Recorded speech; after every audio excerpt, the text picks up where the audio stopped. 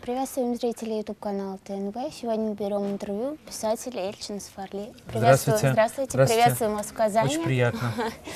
Хотелось бы начать беседу с такого вопроса. Вы живете в Стамбуле, да? Выросли в Баку, а пишете вообще на русском языке. Как такое произошло? Мне кажется, это история про всех детей-полукровок, про многих, как минимум, детей-полукровок, в которых намешаны крови.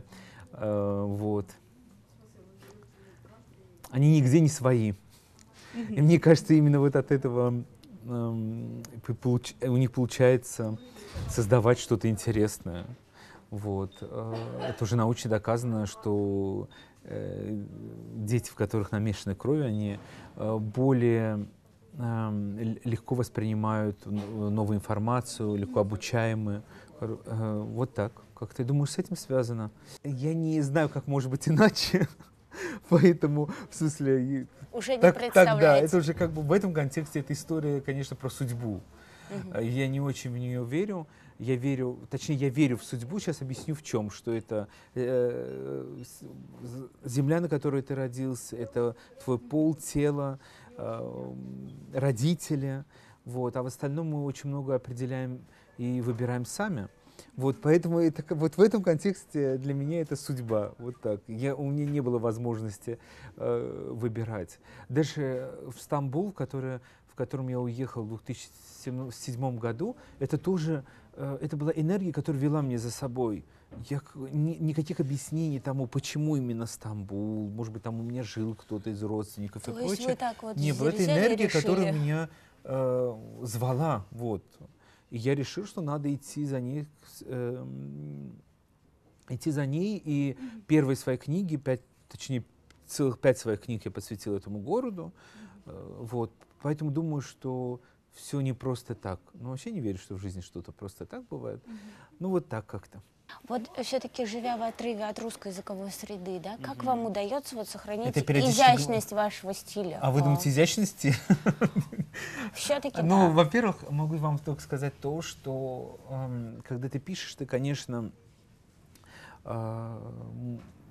лучше чувствуешь то, что ты ощущаешь, то, что ты озвучиваешь.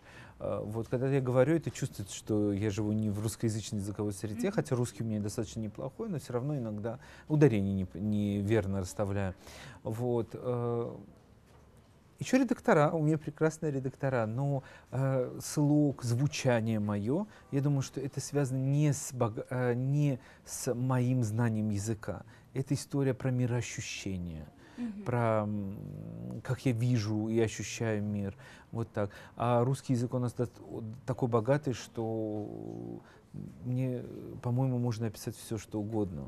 Все, что ты ощущаешь, русский язык для этого прекрасен.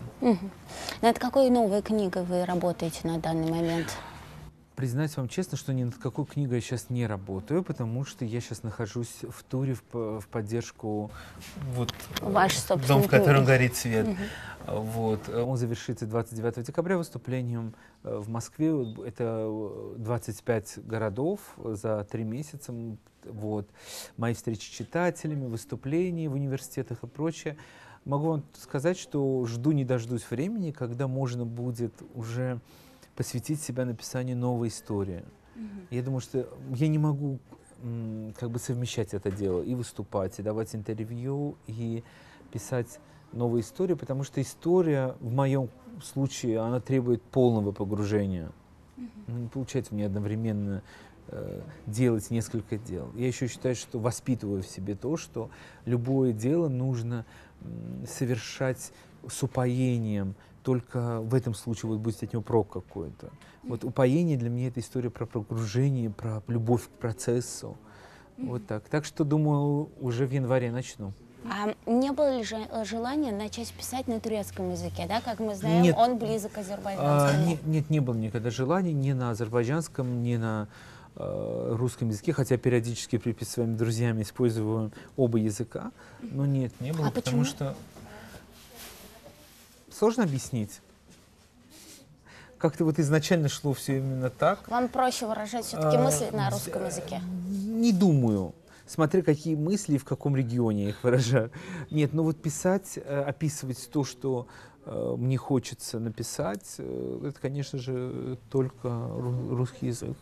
Во-первых, у меня бабушка русская, это влияние огромное в контексте тех книг, которые мне читали и прочее, все. А потом мама с папой решили, я, как вы уже отметили, родился и вырос в Баку, они меня определили в русскую школу. Вот, поэтому как бы я учился на русском. В одном из интервью вы сказали, что выросли в окружении сильных женщин, да?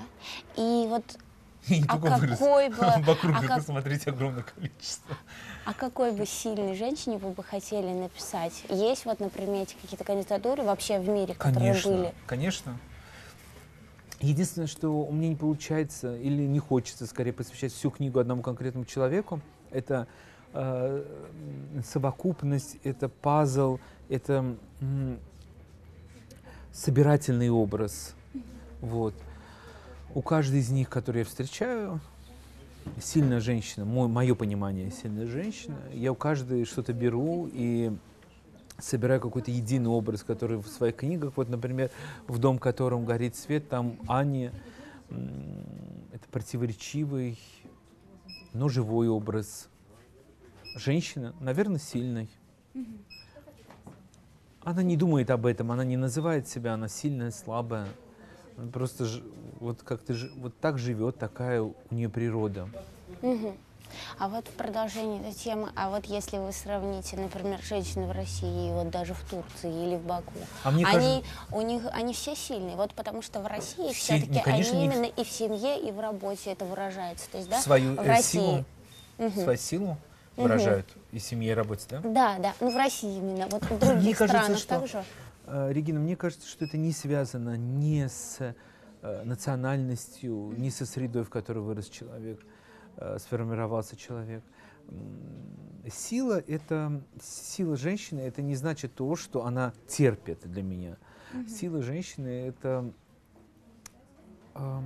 стараться проживать свою жизнь с любовью, с пониманием, больше слышать, чем желать быть услышанной, хотя это тоже важно. Вот для меня вот это сила человека, это какое-то приближение к божественному. Вот. А почему-то, когда говорят «сильная женщина», это всегда, ну, как часто, я думаю, что в регионе постсоветских стран, что это представляет о том, что это женщина, которая терпит, которая вся разрушена, но которая на себе несет, внутренне вся разрушена, но которая несет на себе семью, избу и детей. Нет, для меня сильная женщина — это женщина, которая старается, но не всегда это получается, проживать жизнь с любовью. И вообще образ сильного человека, не то чтобы женщины. Для меня вот именно тот, который я описал. Опять-таки, вот вы как-то сказали, да, что из-за отсутствия пассивной вот, роли отцов мальчики вырастают в семьях изнеженные, да? Я думаю, что пассивную роль отцов я не говорил, но это как раз таки меньше в воспитании, в развитии. Да, вот. И возможно ли разомкнуть этот круг вообще?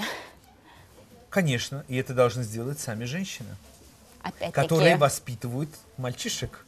Почему так происходит? Потому что в большинстве своем этих мальчишек воспитывают женщины, причем на протяжении всей жизни. Безусловно, женщина ближе к ребенку, например, в тот период, когда он маленький, когда он нуждается в постоянной, ежеминутной, ежедневной заботе. Да, но вот когда мужчине 35, а его мама видит в нем двухгодовалого ребенка, вот это страшно. И самое страшное, когда эта мальчишка позволяет себе быть годовалым ребенком с мамой, и не только с мамой, с остальными женщинами. Вот. Это сложность региона в этом. Там много факторов, начиная от войны, которая унесла огромное количество жизней, мужчин, которые уходили на фронт. И женщины, конечно же, сами виноваты, которые продолжают продолжать следовать той модели, которую они видели у своих бабушек. А вы нашли для себя ответ, вот как правильно воспитать ребенка? Правильно, я не знаю, как правильно вообще в жизни что-либо. Кто не знает? Не знаю, может, кто-то и знает. А если кто-то и знает, то я точно этого человека слушать не буду, как правильно и неправильно. Я знаю, что как можно прожить жизнь, оставаясь человеком, воспитывая в себе человека. Вот это важно. Сохраняя в себе человека. А правильно, неправильно, это неизвестно. Не люблю вот это определение правильно и неправильно, потому что тот выбор, который я совершаю, он для вас может казаться неправильным, а для меня он правильный, потому что он мне приносит счастье и не наносит вреда ближнему. Поэтому, как воспитать ребенка? Мне кажется, что первым долгом нужно воспитывать ежедневно себя, потому что ребенок воспитывается на примере, а не на том, что вы ему сказали, а руки надо перед едой обязательно мыть. Вы обратите внимание, что мы чаще всего запоминаем то, что нам не говорили, что мы наблюдали. Вот, поэтому надо воспитывать себя, атмосферу настраивать верно, в которой ребенок растет. Не делать ее идеальной. Вот самое главное. Но постараться, чтобы в нем было больше объятий и любви. Этим невозможно никого избаловать. То есть вы можете быть для него своего рода духовным учителем? То есть, как вы однажды тоже упоминали, то, что духовным учителем может быть даже самый обычный простой человек. И причем, что он сам этого не понимает, что он духовный учитель для ближнего. Да, такое бывает. Ну, для ребенка не знаю.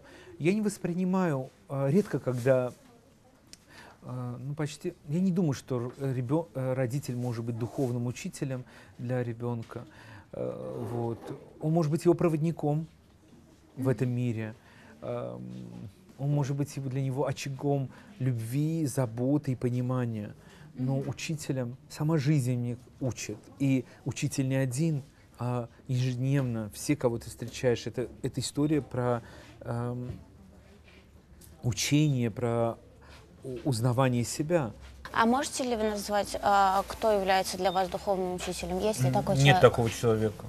Вы сам для себя? Я сам для себя, и жизнь, и все, что в ней содержится, она меня учит ежедневно, когда я даже не хочу учиться.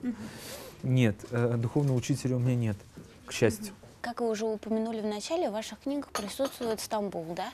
И может ли другой город стать фоном для ваших книг, например, Казань? Конечно, может. Я не привязываюсь, вот именно, как вы сказали, к какому-то фону из городов, потому что, например, в книге «Дом, в котором горит свет», там тот самый город Н, неизвестный город, вот, город перевернутых лодок, вот так его называют. То есть я уже не называю конкретно город, потому что я считаю, что у каждого свой город внутри его, вот свое мироощущение. Я не хочу привязывать его к какой-то географической точке. Меня очень часто спрашивают, после того, как я начал использовать вот этот элемент, чтобы не озвучивать название города, меня часто спрашивают, где именно этот город, мы так хотим съездить, вы так его хорошо описываете. Я говорю, что у каждого из вас свой такой город. Вот. Так что ищите его внутри себя. Какие современные писатели, наши современники, или вообще вот нравятся вам, лично вам? Вот огромное вы количество. Читаете, и вам прям очень... Вот этот стереотип о том, что я не читаю... Сейчас современная проза никудышная, я читаю классиков, мне кажется, это история про зашоренность человека, зашоренный взгляд человека. Сейчас много прекрасных книг переводятся, издаются, пишутся. Вот. Я не говорю про себя. Меня может, наверное, читать в самую последнюю очередь. Я могу вам назвать несколько прям прекрасных авторов, которые вот изданы. Вот. Но «Вратарь моря» я сейчас читаю, мне очень нравится. Советую. Прекрасно перевели, издано. Вот. Очень приятно меня удивила книга итальянского автора Нанетти «Мой дедушка был вишней». Вот. Очень много нон-фикшена, то есть методической литературы издается по психологии, психотерапии, про то, как знать свое тело, как им управлять, вот, чтобы оно больше тебе служило и качественно. «Зажги себя» — прекрасная книга, очень советую. Вот я даже вот сейчас говорю, я смотрю на стеллажи. Вот это мне история очень нравится, вот этого автора. «Расскажи мне о море». Мне нравится эта история про детство. Вот. Как-то так. Много авторов прекрасных. Надо знакомиться, быть открытым для нового. Вот это очень важно. Спасибо вам большое. Спасибо, приятно было. Мне тоже. Спасибо вам за выделенное время. Спасибо.